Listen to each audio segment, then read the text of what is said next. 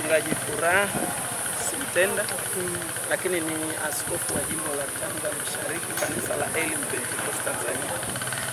Leo tulikuwa na ugeni wa askofu mkuu.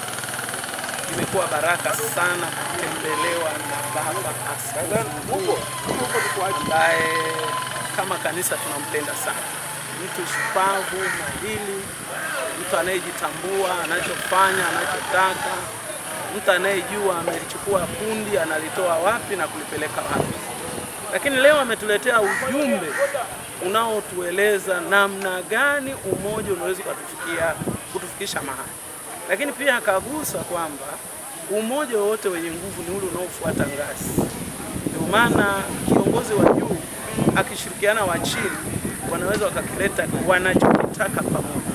Wakalileta kundi pamoja, mafundisho pamoja, maelekezo pamoja, ushirikiano pamoja, upendo pamoja, na kundi ama taasisi ikaenda sawa.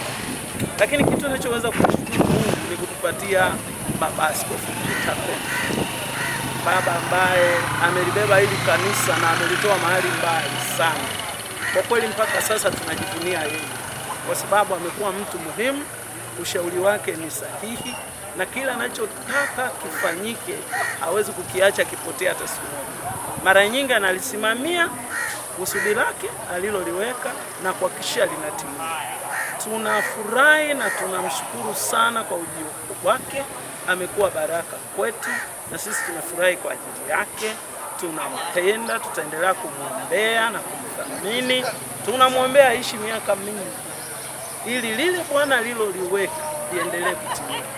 Na mimi ninaamini atafika mbali, kwa sababu sisi tunampenda na tunamhitaji na tutaendelea kuomba. Kwa mimi kama msemaji wa jimbo la Tanga Mashariki Elim Pentecost Tanzania, natoa shukrani nyingi sana kwa baba askofu mkuu Peter Kombe kwa kukubali kusitisha mambo yake na ratiba zake na kukubali kututembelea. Mungu ambariki sana.